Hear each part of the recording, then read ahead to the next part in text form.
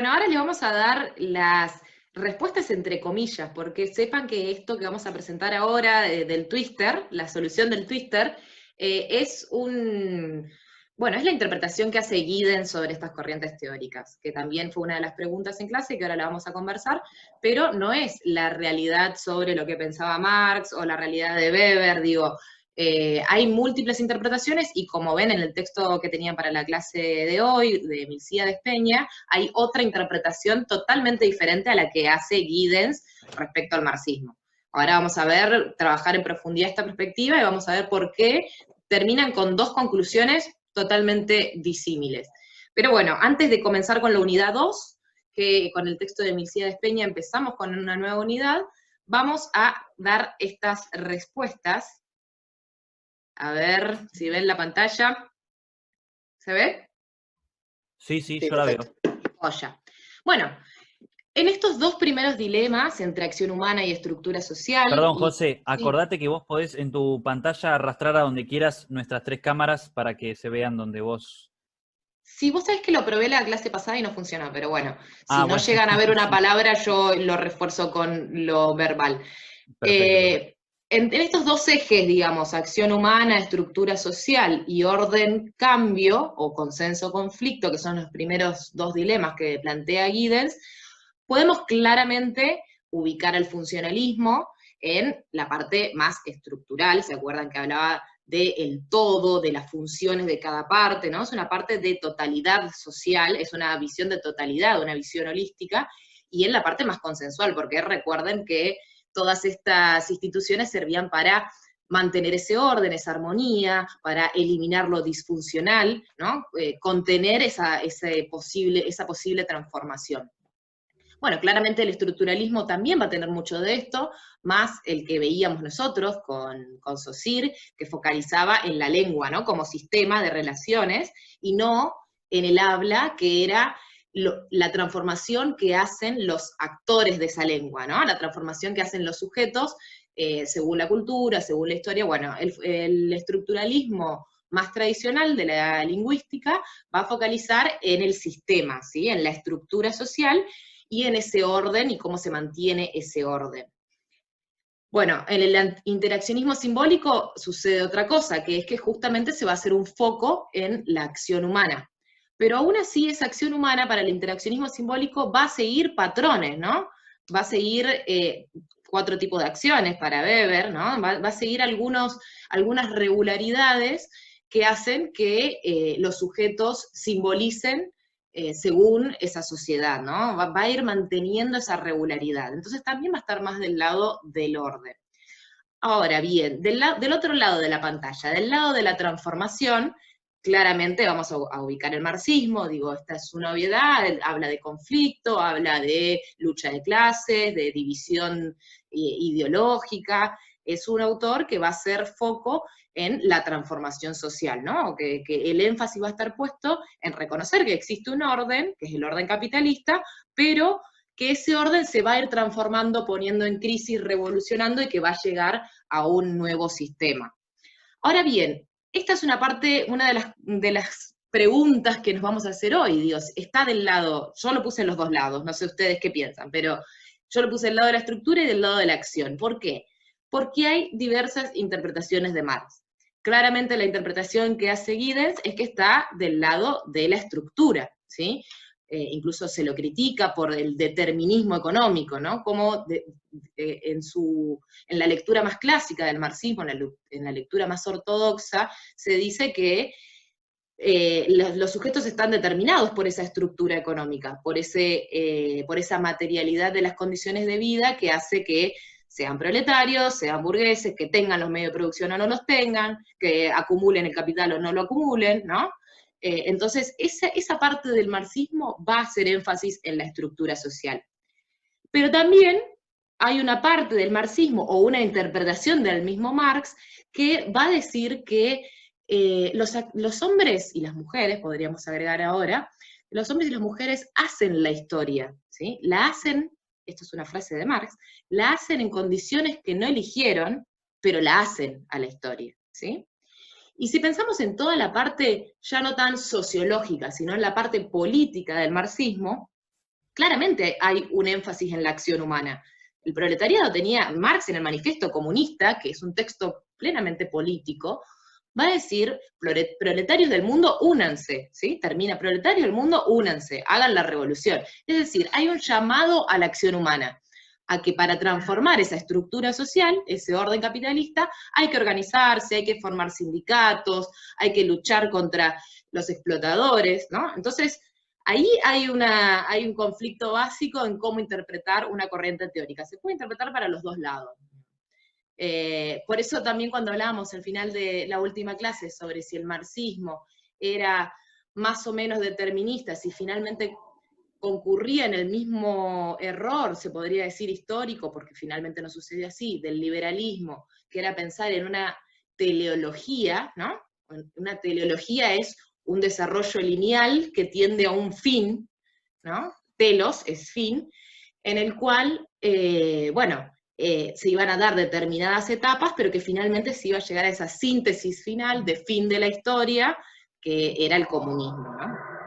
Pero bueno, también hay que interpretar que uno cuando habla, yo como docente, digo, cualquier periodista, no siempre habla desde la objetividad plena. Hay veces que una habla, y en realidad lo que está haciendo es tratando de convencer a otros, haciendo política, digo, a veces es más fuerte el llamado a la acción, ¿no? Esto que Milcíades Peña distingue también en el marxismo, ¿no? Que también hay un marxismo que es un pronóstico, pero que también es un llamado a la acción, ¿no? Si yo les digo que en el futuro, si nosotros nos ponemos de acuerdo y nos organizamos y trabajamos para eso, que en el futuro va a haber una sociedad mejor, estoy construyendo un proyecto político y estoy sumando a otros a bancar ese proyecto, ¿no? Si yo les digo que en el futuro va a haber una sociedad de iguales, donde no haya explotación, donde los sujetos seamos más humanos, donde el trabajo no nos sea expropiado, bueno, claramente también hay algo que puede pecar de voluntarismo, si se quiere, de utopía, ¿no? No objetiva plenamente, pero que también es un llamado a hacer política, ¿no? A transformar ese sistema, ese orden social. No sé cómo lo ven los compañeros. Sí, yo pensaba que podía ser eso, digo, la construcción de un relato político, justamente. No sé vos, Nico, ¿cómo la ves? Yo quiero que arranquemos con Milcíades Peña porque me parece que complementa, me emociona el texto de Milcíades Peña un poco. Para mí, top 3 cosas que leí en la Facultad de Periodismo, en el top 3 de textos, uno es ese texto. Claro, bueno, pero pensemos también cómo, no solo desde el marxismo, sino desde cualquier proyecto político, se habla o se piensan esas síntesis finales mejores, ¿no? Incluso el peronismo, para trabajar una ideología argentina, cuando habla de justicia social, de un mundo con justicia social, ¿de qué está hablando? Bueno, también está construyendo ese telos en donde vamos a ir trabajando día a día para transformar la realidad en la que habitamos y vamos a llegar a la justicia social, ¿sí? Entonces, esta concepción teleológica tiene más que ver con el discurso propio de cualquier discurso político, ¿no? Bueno, y la última, digamos, acá en este estructuralismo también, lo podemos poner tanto del lado del orden como del lado del conflicto, ¿no? Porque hay muchos estructuralistas que aún reconociendo que había aparatos, por ejemplo, estoy pensando en Althusser, que es un marxista estructuralista, aún concibiendo que hay aparatos ideológicos del Estado, que hay aparatos como los medios de comunicación, como la escuela, como las familias, que hay aparatos estructurales, piensan que esos aparatos se van a transformar, ¿sí? Entonces, por ahí el estructuralismo, con todo lo que vamos a ver a partir de la clase que viene, desde el concepto de hegemonía, principalmente con Antonio Gramsci, ya les voy adelantando para que no se pongan ansiosos, eso está más relacionado a la transformación social, ¿sí? No son perspectivas conservadoras, sino que son perspectivas más bien tendientes al pensamiento revolucionario, ¿sí? Bueno, bien, entonces arrancamos con Milcíades Peña, el texto preferido de toda la vida de Z. Dije top 3. ¡Apa! Bueno, hay que ver con quién compite entonces. Top 3. voy a pensar con quién compite. Tampoco les quiero spoilear textos a los compañeros que todavía tienen toda la carrera por delante. Bien, una cosa antes de comenzar con este texto, que nos habían preguntado, bueno, en alguno de los comentarios que hicieron del video, ¿qué lugar tiene Giddens en todo esto? Bueno, hay que entender que Giddens es un sociólogo contemporáneo, que él va a reconstruir estos autores clásicos, pero se va a posicionar como en un término medio, ¿no? Va a decir que, bueno, su teoría se llama teoría de la estructuración, ¿sí? Estructura y acción. Justamente, vamos a volver, así lo vemos bien, estructura y acción, o sea, un término medio entre la estructura determinista y la acción humana que todo lo puede. Si no hay libertad plena, ni tampoco hay determinismo pleno, sino que hay un punto medio en el cual los hombres transforman las estructuras y al mismo tiempo las estructuras condicionan a los hombres, ¿sí? Claro, creo que un poco, perdón José que te interrumpa, perdóname. No, creo que un poco apuntás como a, digo porque por si no queda claro que me parece fundamental, ni nacer en una familia súper exitosa económicamente te va a hacer ser exitoso, ni lo opuesto. ¿Aclaré más o lo compliqué? No, sí, no, lo aclaraste. O sea, no está dado, ni está dado 100% de que si yo soy hijo de albañil voy a ser albañil, ni 100% puedo llegar como hijo de un presidente de la nación a ser presidente de la nación. Hay un cambio, pero también hay un montón de cosas que están dadas para que una persona pueda llegar a hacer ese cambio en su vida, en la sociedad, en la política, en sus acciones.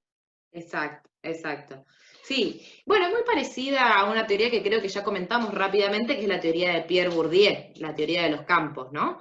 En la teoría de Bourdieu hay un campo que objetivamente condiciona al sujeto, ¿no? Vos sos parte de determinado campo, de determinada objetividad social, por haber nacido en determinado lugar, por ser mujer o varón, por ser indígena o blanco, digo, tenés cierto condicionamiento que te da la estructura de ese campo, pero al mismo tiempo para Bourdieu hay un hábitus que es la internalización de esos campos, o sea, es una internalización, pero también da ciertas disposiciones a la acción, ser parte de esos campos, pero también ese hábitus puede ir transformando el campo, ¿no? Puede ir transformando las reglas del juego, puede ir transformando el capital por el que se lucha, puede ir escalando distintas posiciones en el campo y con eso tener otros capitales, ¿sí? Entonces, estas teorías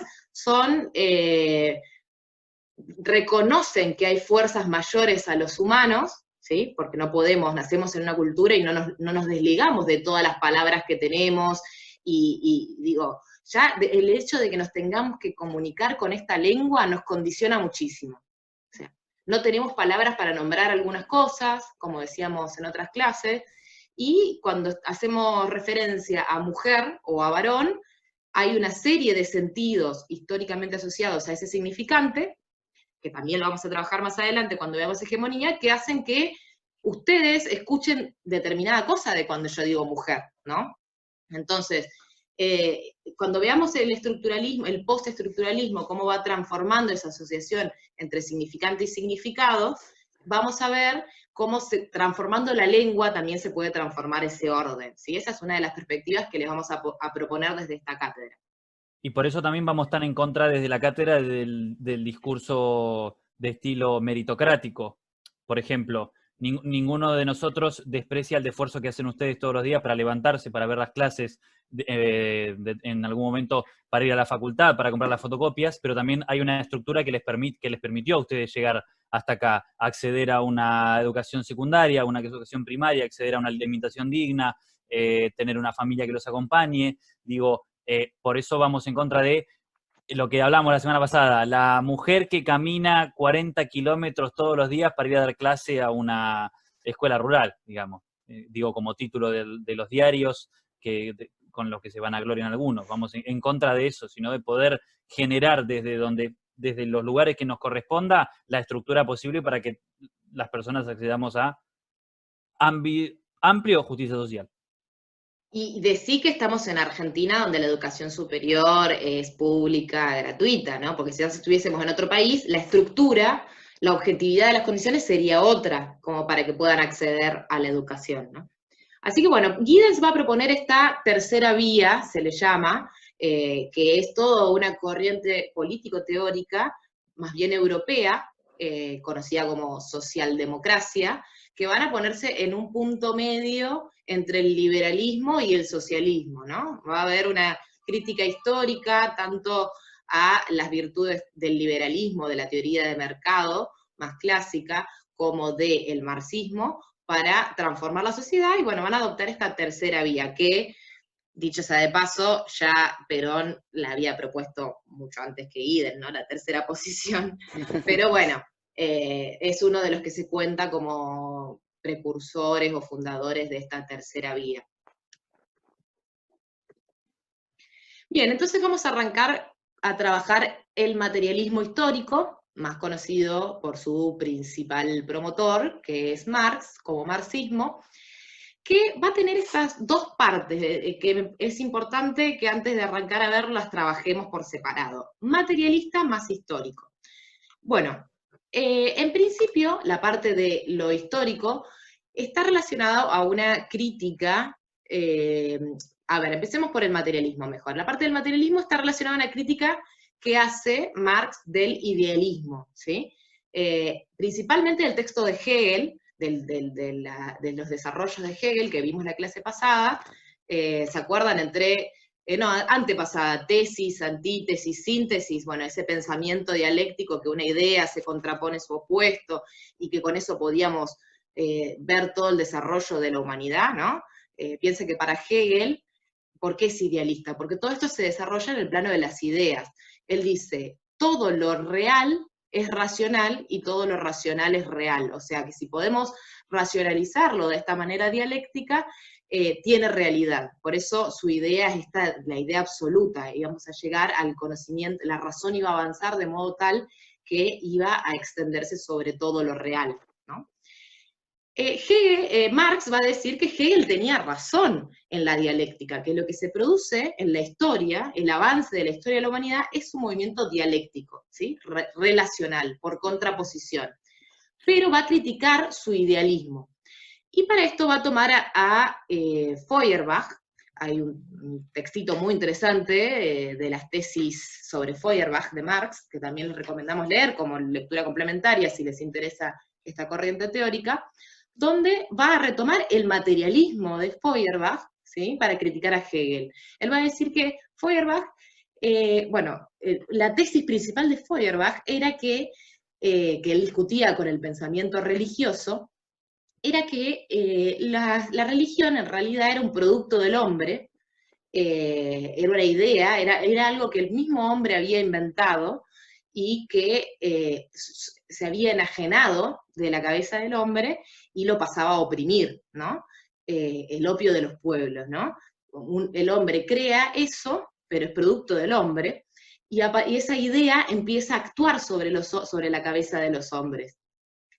Pero todo lo que existe para Feuerbach era la relación entre humanos, no había otra cosa ideal como un dios o como algo abstracto por fuera de esa relación humana.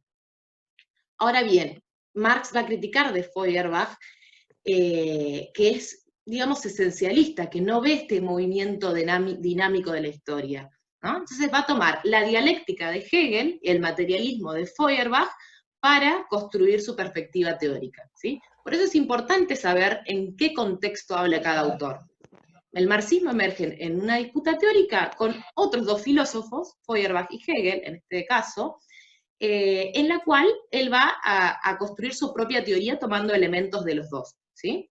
Y por otro lado el contexto histórico, ¿no? No solo el contexto teórico, sino el contexto histórico del marxismo, que es mediados del siglo XIX, ¿sí? Donde empieza a construirse el capitalismo industrial, sobre todo en Gran Bretaña, parte de Europa, parte de Estados Unidos, pero no en el resto del mundo. Todavía no había un capitalismo globalizado, financiero, como el que tenemos hoy, sino una realidad emergente que empieza a preocupar a Marx, en donde se da cuenta de que había fábricas, donde había sujetos totalmente explotados, donde había, se extraía todo el trabajo, esos sujetos estaban esclavizados. Piensen que eran sujetos que no existía todavía nada como la jornada de las 8 horas, el sindicato, no existía el sindicalismo, no existía las obras sociales, digo, no había derechos laborales. Lo que él veía era una realidad más cruda, de trabajo infantil,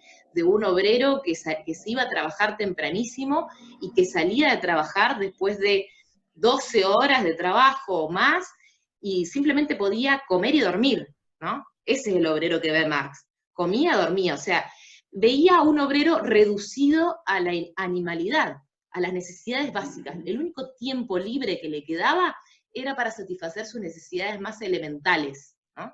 No para el entretenimiento, no para la recreación, no para pasar tiempo con su familia, no. Simplemente comía y dormía y después iba a trabajar al día siguiente, nada de domingo, nada, ¿no? Entonces, en ese contexto es que habla Marx.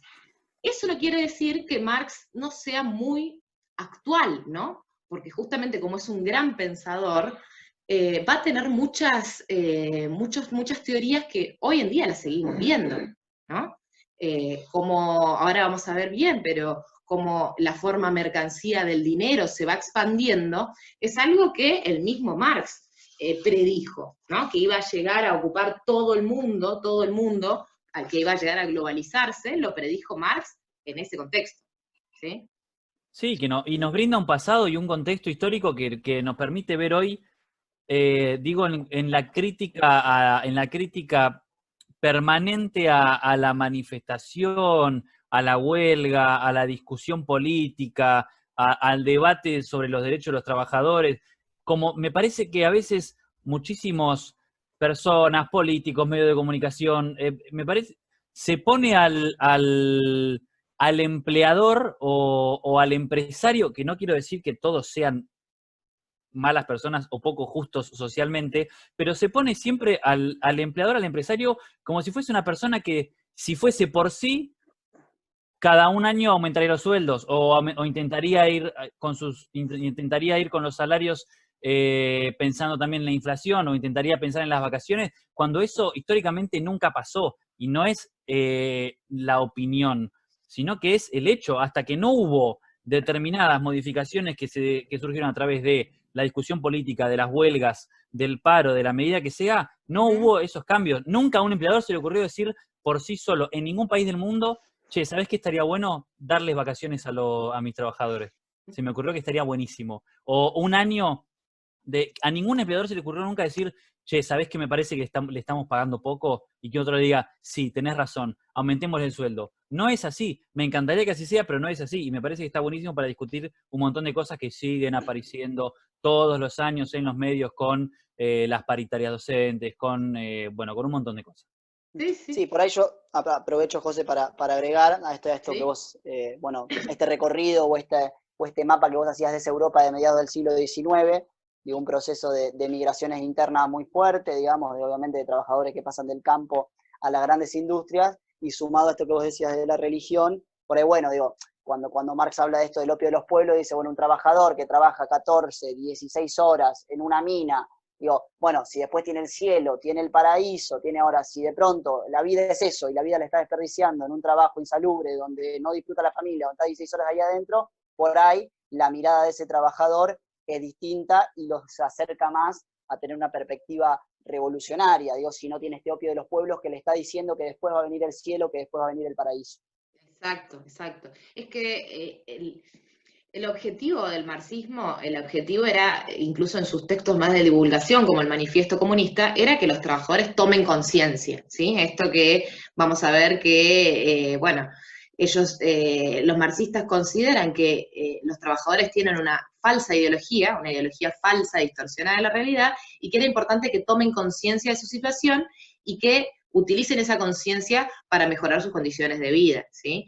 Pero Marx no tenía una visión, retomando también un poco lo que decía Zeta, no tenía una visión negativa del proletariado. Incluso él decía que el proletariado era una clase revolucionaria, ¿sí? La burguesía. Para Marx, la burguesía había revolucionado el feudalismo, recuerden, con todos sus conceptos de la libertad, la Revolución Francesa, veníamos de eso también.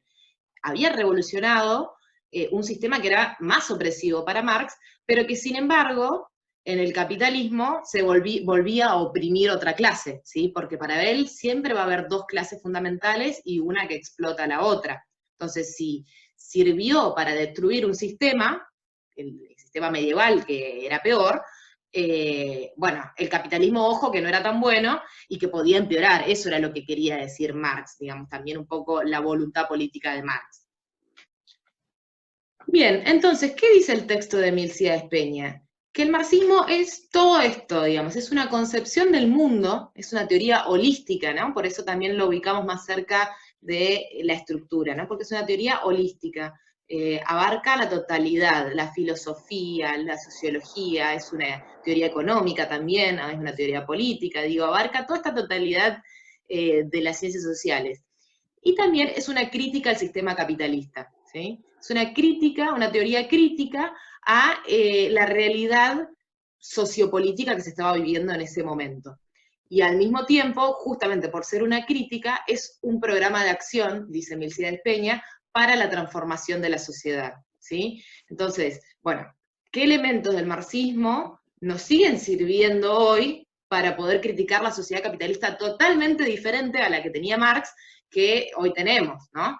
Hay un montón de elementos. Ahora vamos a ver la alienación, uno de los principales, el que más destaca Milcíades Peña, que nos siguen sirviendo para criticar al sistema actual, ¿sí? Es muy actual esa teoría y justamente porque es una teoría muy buena, digamos, es una gran teoría, por eso sigue habiendo post-marxistas hasta el día de hoy que siguen utilizando sus conceptos más importantes. Bien. No me funciona esto. Ahí va.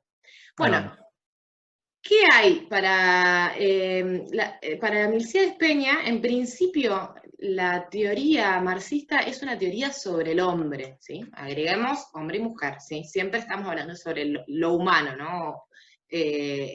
Pongamos las teorías en contexto, digo, no nos enojemos porque le faltaba feminismo a Marx, ¿no?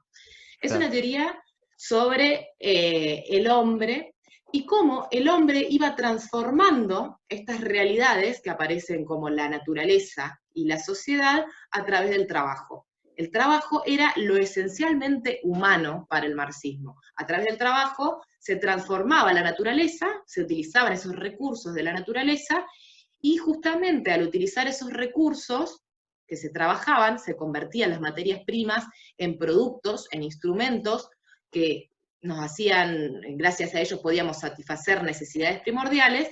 Bueno, gracias a esa relación del hombre con la naturaleza se iba construyendo la sociedad, las relaciones sociales, justamente al transformar esa naturaleza. ¿Sí? Esas son como las realidades básicas que observó el marxismo, ¿sí? Esto es en el plano de lo filosófico.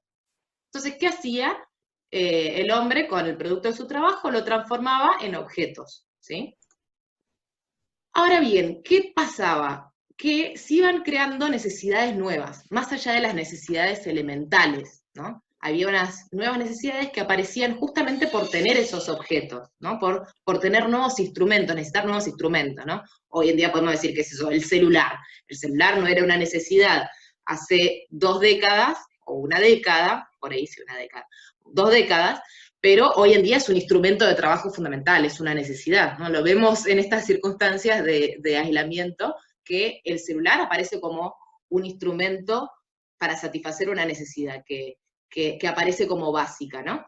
Y por otro lado, había otra realidad que era la reproducción del propio hombre y la mujer, que también iba generando nuevas necesidades, ¿no? El hecho de la familia, de la expansión de la familia. Entonces, todo eso iba generando más necesidad de productos. Como el hombre solo no puede crear todos esos productos, o sea, su propia acción creativa de la materia prima no alcanza como para crear todos esos productos, entonces se va a generar una división del trabajo, ¿no? A ver, en las sociedades primitivas, dice Milcíades Peña, esto era mucho más sencillo, porque uno producía la herramienta que después consumía directamente, ¿no?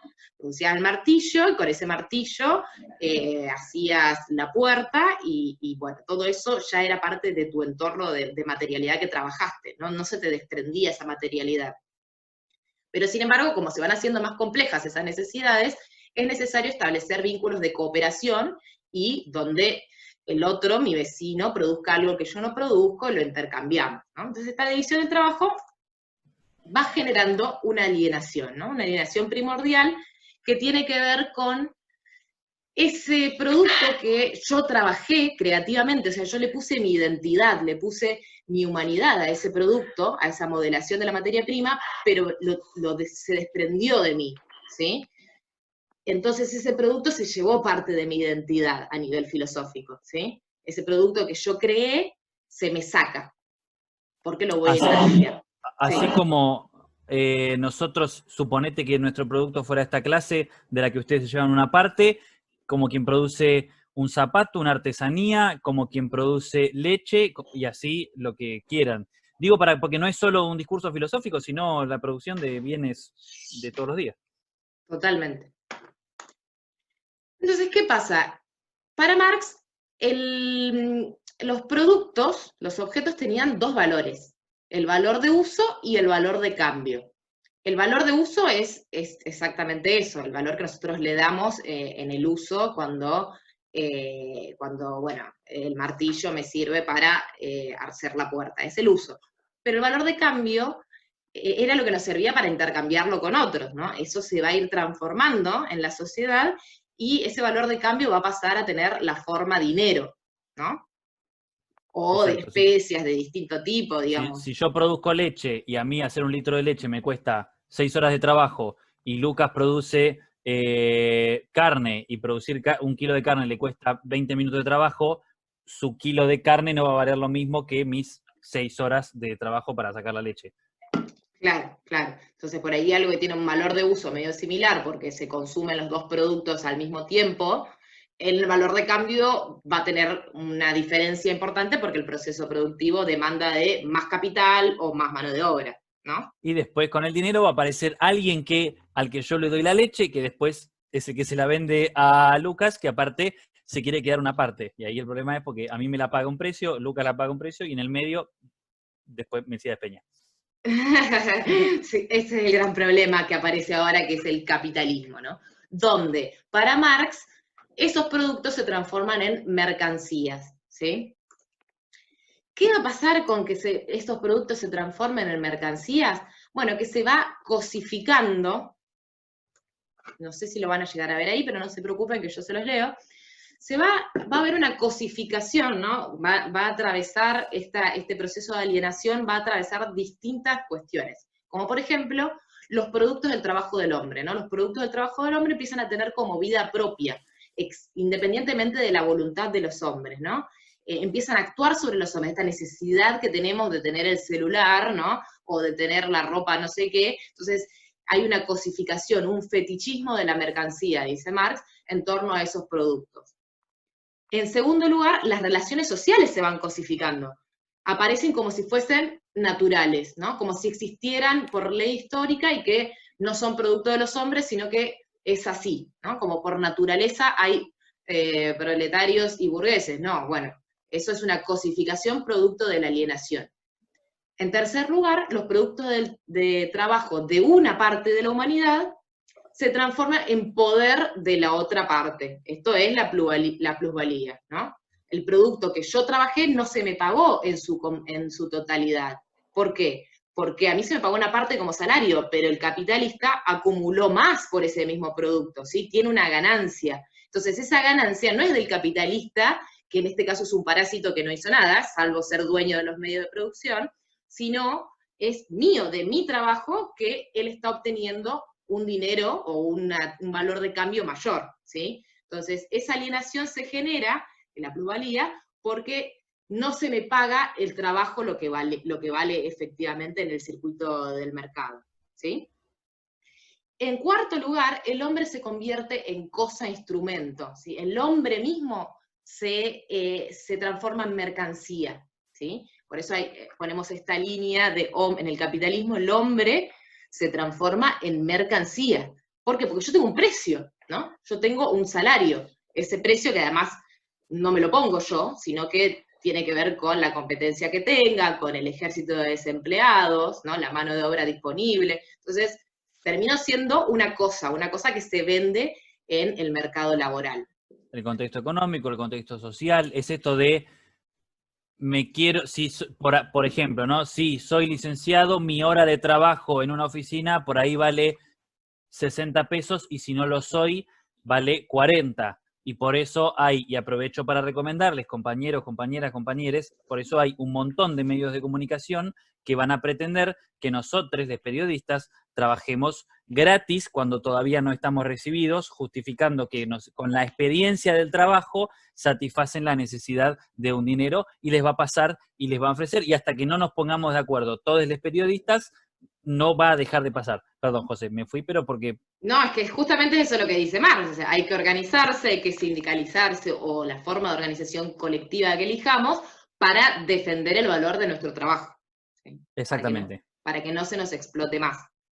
Exactamente. Y en quinto y último lugar, el trabajo mismo se convierte en cosa-instrumento para satisfacer necesidades. O sea, yo ya no trabajo porque quiero darle un valor creativo a mi actividad humana, sino que trabajo porque no me queda otra, ¿no? Es trabajo forzado para Marx. Es trabajo, no puedo no trabajar. Estoy esclavizada a tener que trabajar porque si no, no puedo satisfacer mis necesidades biológicas básicas. ¿Sí? ¿Bien hasta acá? Perfecto. Si llegaste hasta acá en la clase, te invito a vos que estás viendo esto a que dejes un me gusta en el video por el pedazo de PowerPoint que armó Josefina con el cosito que se va dividiendo los cuadritos. Si llegaste hasta acá, deja tu me gusta en este video para más contenido de Marx y Mesías Peña. Ya me estás mercantilizando, Zeta. Sí, perdóname. Pero esto hay que... No, pero en serio me costó mucho, o sea, el valor del Por eso, trabajo. porque sé cuánto te costó todo esto. Tener que hacer que aparezcan de a una fue un trabajo más. Pero fíjate que te lo van a pagar con me gustas, que vos después podés agarrar esos 100 me gusta y te vas al almacén y le decís, dame un sachet de leche y un pan lactal, te lo pago con 100 me gusta. Una promo en la clase. Claro. ¿Te imaginás? Metemos un canje en el medio de la clase. Y por eso, ya que hablamos de leche, no te olvides que Sancor... Bien. Vos tenés, pues ya tiraste lo de la producción de leche y ahora tiraste Sancor, Z. Vos estás en una que no dijiste. Estoy negociando canje con Sancor, me voy para arriba. Dejo todo, dejo la docencia, dejo la radio, dejo todo. A mí me mandaste con Samir.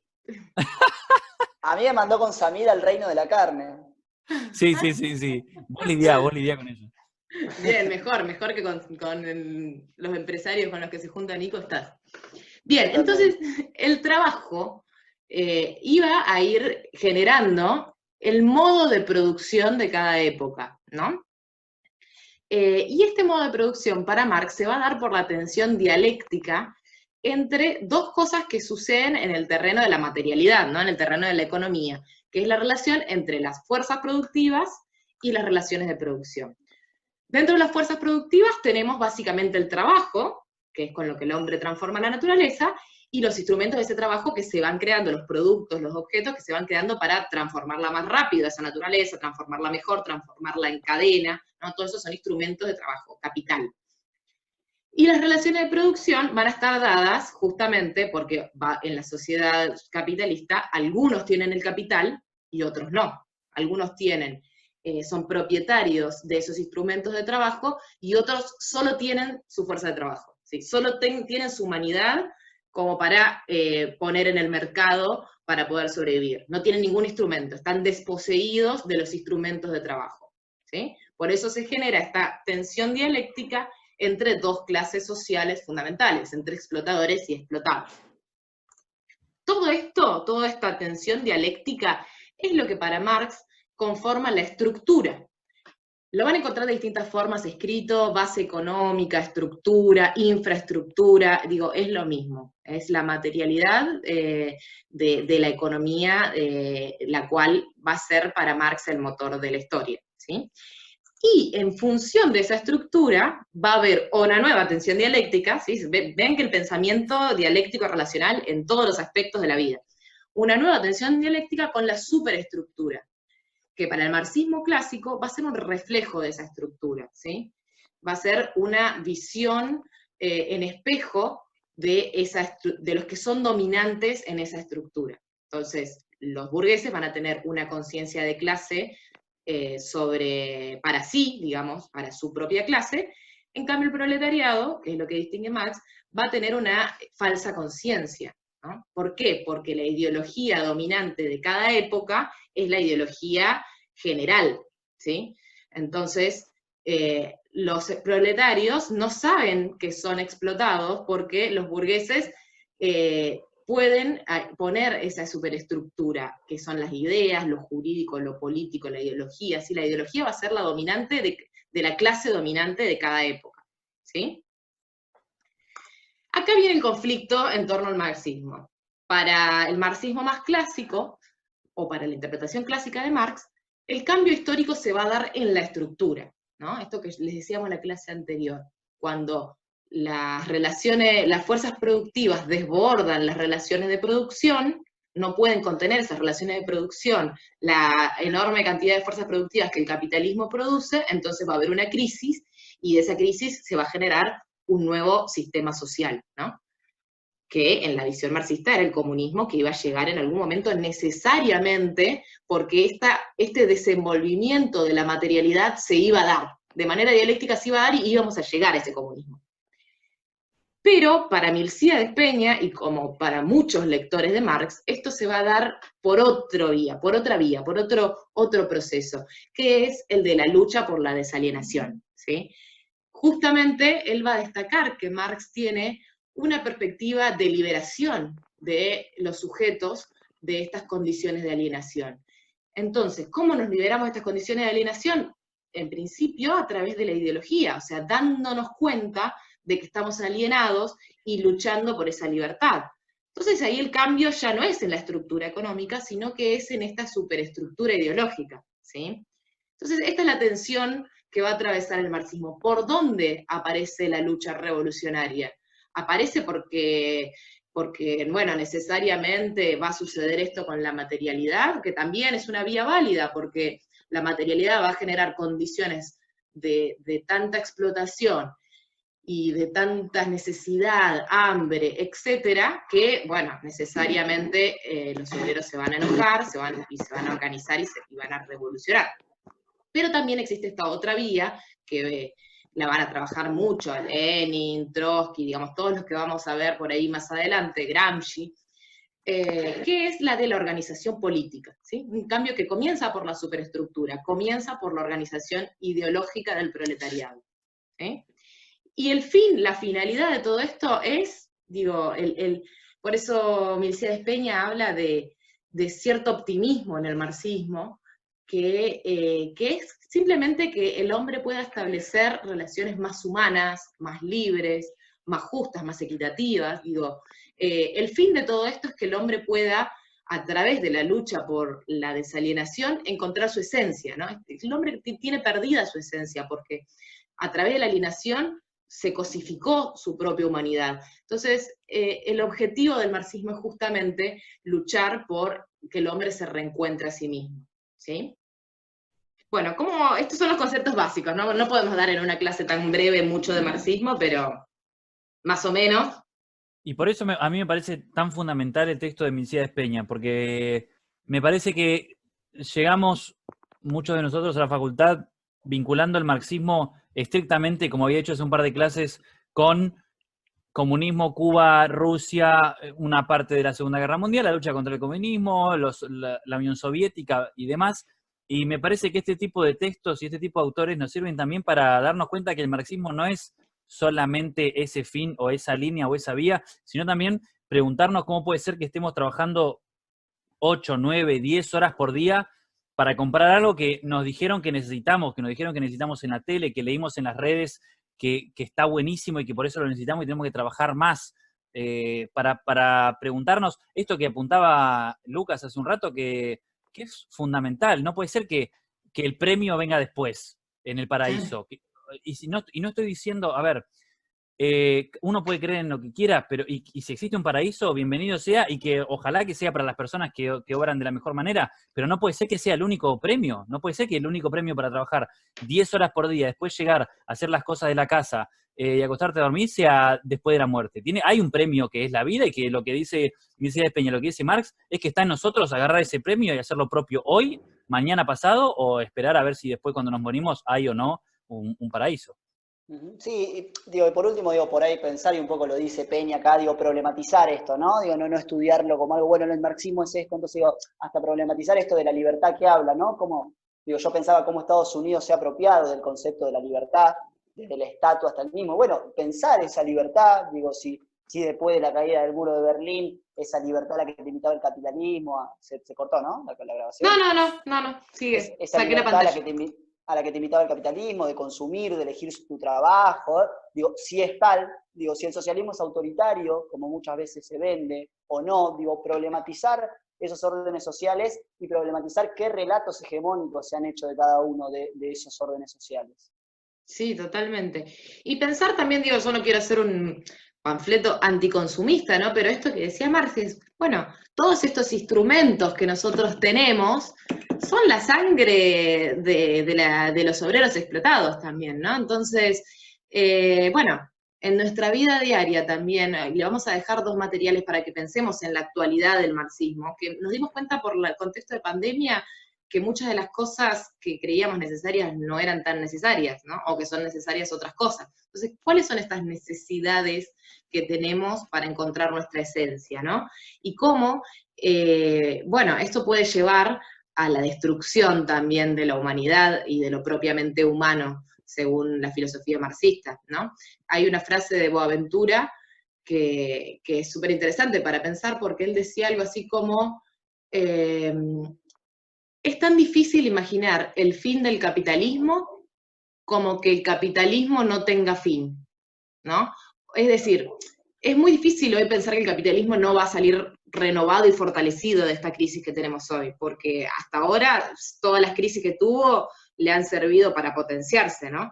Pero también, si nosotros seguimos con el modelo capitalista así como está, en 3 años, 5, 10, 20 años se termina el planeta, digamos. Entonces hay si no pensamos que el capitalismo puede tener un fin, cómo salir de eso, bueno, nos va a pasar lo que pasa ahora, ¿no? El mundo dice basta. Así que bueno, justamente el Marx nos va a servir para pensar también esta sociedad actual, cómo poder trascender a una nueva organización y que esa organización nos haga reencontrarnos con la felicidad humana, porque también la pregunta de Marx era por eso, ¿cómo hacemos para ser